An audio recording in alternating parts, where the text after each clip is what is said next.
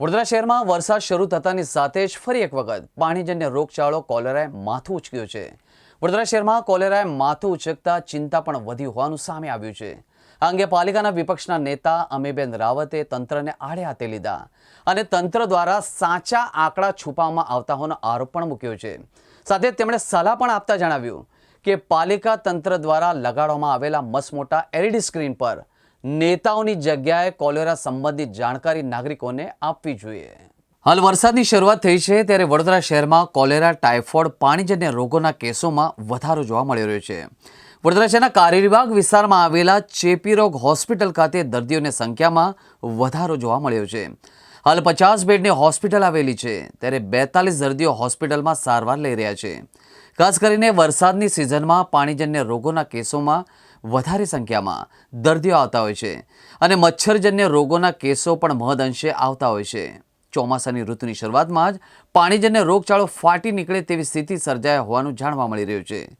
આ સ્થિતિ વચ્ચે પાલિકાના વિપક્ષના નેતાએ તંત્રને આડે હાથે લીધા હતા. વિપક્ષના નેતા અમીબેન રાવતે આરોપ મૂકતા જણાવ્યું હતું કે પાલિકાના હેલ્થ બુલેટિનમાં કોલેરાના કેસોની સંખ્યા 0 છે, જ્યારે SHG હોસ્પિટલ અને જમનાબાઈ હોસ્પિટલમાં મળીને કોલેરાના 6 દર્દીઓ છે. IHIPમાં હોસ્પિટલ રિપોર્ટ કર્યા બાદ પણ કેસોની સંખ્યા 0 કેમ? પાલિકા કોલેરા હોવાની સ્વીકારે જ નહીં તો કંટ્રોલ કેવી રીતે કરશે? વડોદરા શહેરમાં અત્યારે અનેક રોગચાળામાં લોકો સપડાઈ રહ્યા છે. ડેન્ગ્યુના કેસીસ છે, ચિકનગુનિયા બી સ્ટાર્ટ થયું છે, વાયરલ ઇન્ફેક્શન્સ બી ખૂબ છે. સાથે કાલે અમને અમુક લોકોએ ફરિયાદ કરી સ્ટર્લિંગ હોસ્પિટલ ખાતે 5 કોલેરાના કેસીસની વિગત મળી. તપાસ કરતાં SSGમાં પરમ દિવસે 6 પોઝિટિવ કેસીસની જાણ થઈ, જમનાબાઈ હોસ્પિટલમાં 2 અને આજે બીજા SSGમાં ફરી નવા 3 કેસ. એટલે બધું મળીને લગભગ 12 કેસની તો અમારી પાસે બાતમી છે. કોર્પોરેશનનું હેલ્થ બુલેટિન મંગાવતા જોયું કે એમાં 0 કોલેરાના કેસીસ બતાવેલા છે.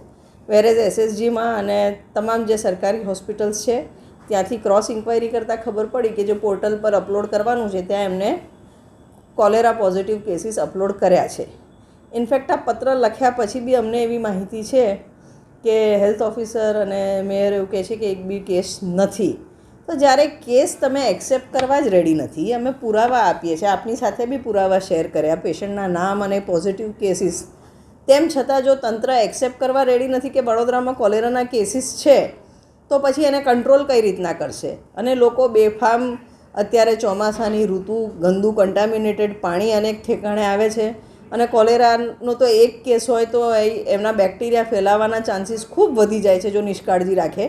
ઇન દેટ કેસ આજે IEC માટે જ્યાં મોટા મોટા નેતાઓના પોસ્ટર્સ અને બટરફ્લાઇઝ બતાવે છે એની જગ્યાએ IEC કેમ્પેન થવો જોઈએ કે પાણી ઉકાળીને પીઓ, ક્લોરિનેટેડ પાણી પીઓ, હાથ ધોવાની માટે, અને કોલેરાગ્રસ્ત એરિયાના નામ ડિક્લેર થાય એટલે લોકો ત્યાં સાવચેતી લે એવી જગ્યાએ IECનો યુઝ થવો જોઈએ. સર્વેલન્સ થવું જોઈએ. જ્યાં કન્ટામિનેટેડ પાણી આવે છે તાત્કાલિક ત્યાં ચોખ્ખા પાણીનું આયોજન, ક્લોરિનની ટેબ્લેટ્સનું વિતરણ થવું જોઈએ.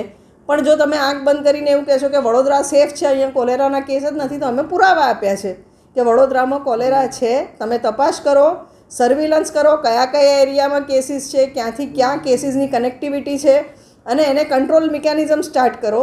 આ બાબતે કમિશનર, મેયર તમામનું ધ્યાન દોર્યું છે. હોપ વડોદરા સિટીઝન્સનું ખ્યાલ કરે અને ફક્ત વડોદરામાં આંખ બંધ કરીને બધું સલામત છે એ રીતનું એમનું જે બિહેવિયર છે એમાંથી બહાર આવે. દર વર્ષે આ વરસાદની સિઝન શરૂ થાય જૂન મહિનામાં એટલે પાણીજન્ય અને મચ્છરજન્ય 2 જાતના રોગોમાં વધારો જોવા મળે.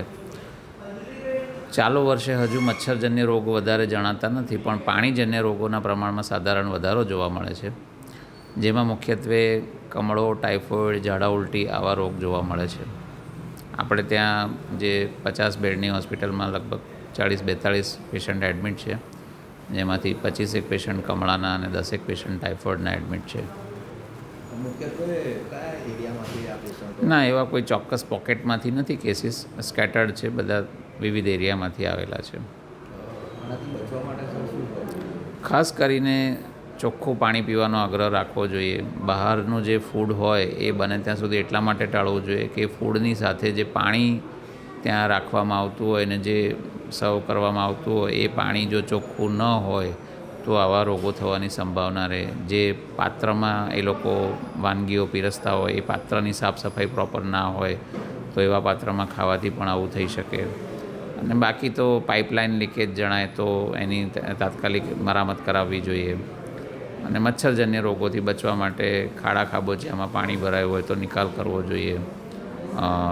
ધાબાની ઉપર પણ જો કોઈ ડબલા ડુબલી કે ટાયરમાં પાણી ભરાઈ રહેતું હોય તો એમાં પણ મચ્છર ઉત્પત્તિની સંભાવના રહે એટલે એને સાફ રાખવો જોઈએ.